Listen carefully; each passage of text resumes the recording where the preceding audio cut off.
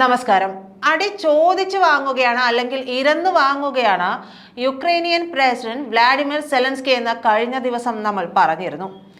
അതിന് കാരണം റഷ്യയിലെ കസാൻ നഗരത്തിൽ ശനിയാഴ്ച നടന്ന ഡ്രോൺ ആക്രമണം നടത്തിയത് തന്നെയാണ്. അതിന് നേതൃത്വം കൊടുത്തവർക്ക് കടുത്ത തിരിച്ചടി നേരിടേണ്ടി വരുമെന്ന് ഇപ്പോൾ റഷ്യൻ പ്രസിഡന്റ് വ്ളാഡിമിർ പുടിൻ മുന്നറിയിപ്പ് നൽകിയിരിക്കുകയാണ്.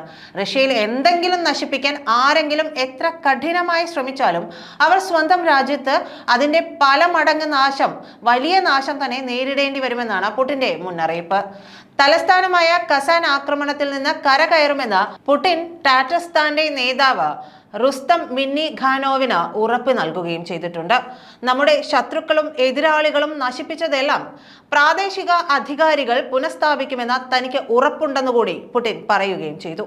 പുതിയ ഗതാഗത ഇൻഫ്രാസ്ട്രക്ചർ പദ്ധതികൾ ആരംഭിക്കുന്നതിനെ കുറിച്ചുള്ള വീഡിയോ കോൺഫറൻസിൽ സംസാരിക്കുമ്പോഴാണ് റഷ്യയുടെ നിലപാട് പുടിൻ പ്രഖ്യാപിക്കുന്നത്. കൂടാതെ നമ്മുടെ രാജ്യത്ത് അവർ ചെയ്യാൻ ശ്രമിക്കുന്നതിൽ അവർ ഖേദിക്കുകയും ചെയ്യുമെന്നാണ് പുടിൻ ഞായറാഴ്ച പറഞ്ഞത്. ഡിസംബർ 21-ന് കസാനിൽ നടന്ന ആക്രമണം റെസിഡൻഷ്യൽ കെട്ടിടങ്ങളെയും ഒരു ഫാക്ടറിയെയും ലക്ഷ്യമിട്ടായിരുന്നു നടന്നിരുന്നത്. ഇത് കെട്ടിടങ്ങൾക്ക് കേടുപാടുകൾ വരുത്തിയെങ്കിലും ആളപായമൊന്നും ഉണ്ടായിട്ടില്ലെന്ന് പ്രാദേശിക അധികാരികൾ വ്യക്തമാക്കിയിരുന്നു. 6 റെസിഡൻഷ്യൽ കെട്ടിടങ്ങളിലും ഒരു വ്യാവസായിക സ്ഥാപനത്തിനും നേരെയായിരുന്നു ആക്രമണം. ഇതിൽ നിരവധി ഡ്രോണുകളെ റഷ്യ വെടിവെച്ചിട്ടിരുന്നു. റഷ്യൻ പ്രതിരോധ മന്ത്രാലയം പറയുന്നതനുസരിച്ച് കസാനിലെ സിവിലിയൻ ഇൻഫ്രാസ്ട്രക്ചർ ലക്ഷ്യമിട്ട് യുക്രൈൻ 3 തരംഗ ഫിക്സഡ് വിംഗ് ഡ്രോണുകളാണ് വിന്യസിച്ചിരുന്നത്. ഇതിൽ ഇൻകമിംഗ് UAV-കളിൽ 3 എണ്ണം റഷ്യൻ വ്യോമ പ്രതിരോധ സംവിധാനം വെടിവെച്ചു വീഴ്ത്തി. 3 എണ്ണം ഇലക്ട്രോണിക് യുദ്ധ സംവിധാനങ്ങളുടെ സഹായത്തോടെ തകർത്തതായിട്ടും സൈന്യം വ്യക്തമാക്കിയിട്ടുണ്ട്. 2022 ഫെബ്രുവരിയിൽ യുക്രൈൻ സംഘർഷം രൂക്ഷമായതിനു ശേഷം യുക്രൈനിൽ നിന്നുള്ള ഡ്രോണുകൾ മോസ്കോയിലും രാജ്യത്തിലെ മറ്റ് പ്രദേശങ്ങളിലും അനവധി തവണ റഷ്യ തടഞ്ഞു വെച്ചിട്ടുണ്ട്. ഏതാനും ചിലത് മാത്രമാണ് ലക്ഷ്യങ്ങൾ നേടിയിരുന്നത്. ഈ സംഭവങ്ങളിൽ ഭൂരിഭാഗവും നടന്നത് ഇരു രാജ്യങ്ങളും തമ്മിലുള്ള അതിർത്തിയോട് താരതമ്യേന അടുത്തുള്ള പ്രദേശങ്ങളിലാണ്.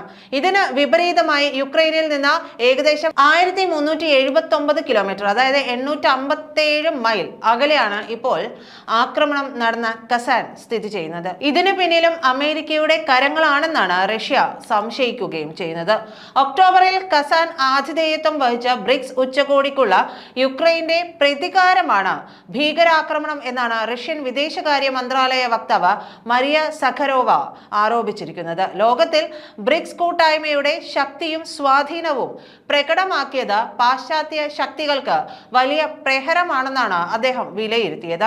നമ്മുടെ രാജ്യത്ത് ചലനാത്മകമായി വികസിച്ചു കൊണ്ടിരിക്കുന്ന ഒരു പ്രദേശത്തിലെ ജനങ്ങളെ ഭയപ്പെടുത്താനുള്ള ശ്രമം കൂടിയാണ് ഡ്രോൺ ആക്രമണത്തിലൂടെ അമേരിക്കൻ ചേരിയുടെ പിന്തുണയോടെ യുക്രൈൻ നടത്തിയത് എന്നാണ് മരിയ ആരോപിച്ചിരിക്കുന്നത്.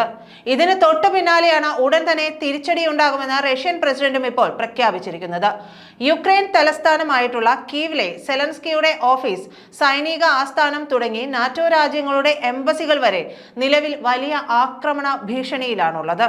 റഷ്യ ഏത് രൂപത്തിൽ പ്രതികാരം ചെയ്യുമെന്നാണ് ലോകരാജ്യങ്ങൾ ഉറ്റുനോക്കുന്നത്. കഴിഞ്ഞ ദിവസങ്ങളിൽ നടന്ന റഷ്യൻ ബോംബാക്രമണത്തിൽ അമേരിക്കൻ സഖ്യകക്ഷികളുടെ ഓഫീസുകൾ, പ്രവർത്തിക്കുന്ന കെട്ടിടങ്ങൾ വരെ ആക്രമണത്തിന് ഇരയായതുകൊണ്ട് ഇപ്പോഴത്തെ യുക്രൈന്റെ പ്രകോപനത്തിന് വലിയ തിരിച്ചടി തന്നെ റഷ്യ നൽകുമെന്ന അഭ്യൂഹവും ശക്തമാണ്. റഷ്യയിൽ 9/11 സമാനമായ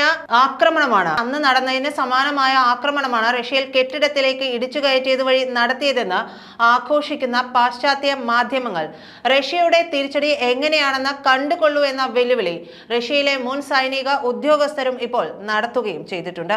പുടിൻ തന്നെ തിരിച്ചടി പ്രഖ്യാപിച്ചതുകൊണ്ട് അമേരിക്കയും നാറ്റോ സഖ്യകക്ഷികളും വലിയ ആശങ്കയിലാണ് ഉള്ളത്. നന്ദി.